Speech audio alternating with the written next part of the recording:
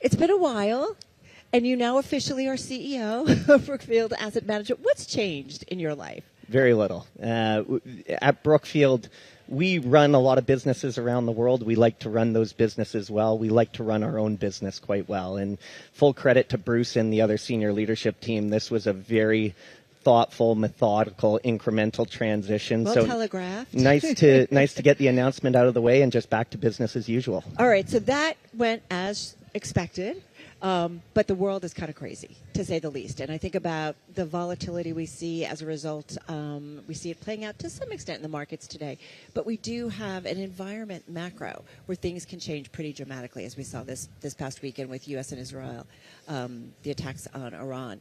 So I'm just curious, for you, is it too soon to rethink kind of strategies at this point? Like, what will it take to maybe say we've got to start rethinking differently about the macro? We're very long-term investors. We focus on long-duration assets that are essential and critical in the communities and businesses that they operate in around the world. And these are assets that produce cash across a cycle. They're downside protected. They're inflation-linked. So we will take a very, very long-term view. And despite the headlines over the last weekend, our focus is on our people who are safe and our assets that are operating. So we continue to look forward, and the fundamentals for the key themes we're investing in continue to be positive. Does the geography change at all? And I bring that up because data centers, energy, infrastructure, big investment play for you guys.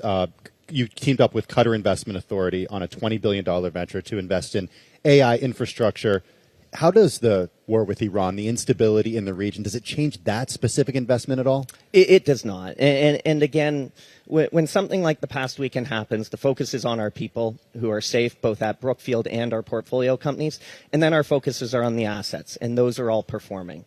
When you think longer term about our focus on the region, it's an incredible region. It's got very significant growth. It's got an increasing presence on the world scene. Those are the types of asset classes and geographies that we want to be investing in long term. Could this make the region even more attractive? Is there an idea? I mean, look, the president spoke from the Oval Office today. It's obvious that there's not a clear person who is going to take over for the supreme leader or with regard to Iran's leadership at all. Nobody knows what's going to happen. But is there a chance that Iran becomes a more stable force in the world, and that opens up opportunities for you in the region?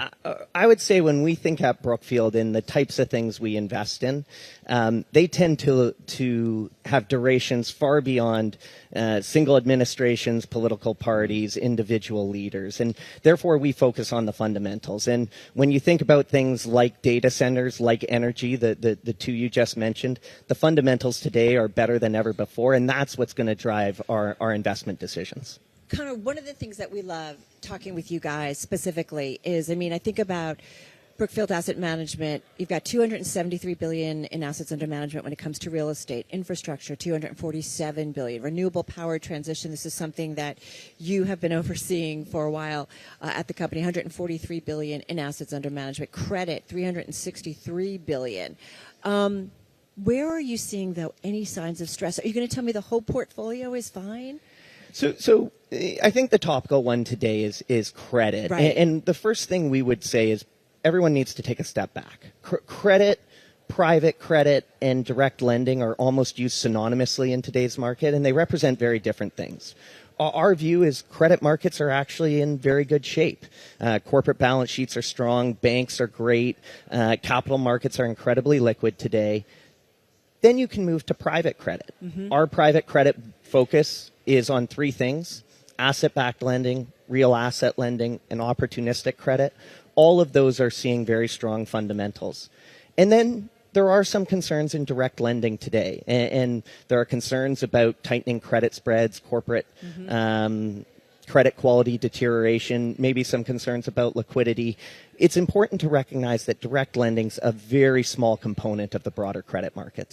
But are there any situations that your guys are concerned about or no? I understand it's a small in proportion, but... We've positioned the business really well over the last few years, and we've been very cautious and incremental about our exposure to the headlines, the themes that are dominating headlines today, whether it be software or retail funds. Well, we have some. It's de minimis. What's more important is we've positioned our entire business to be a net beneficiary from AI penetration. And then the other exciting thing for us is we've recently announced our full partnership with Oaktree, Right. a very contrarian credit investor that's extremely well placed to go to work in this environment. We'll get to Oaktree in just a second. One more on credit, though, outside of your portfolio, and when you look across the credit landscape, what gives you pause? Not Brookfield's assets, but out there in the environment.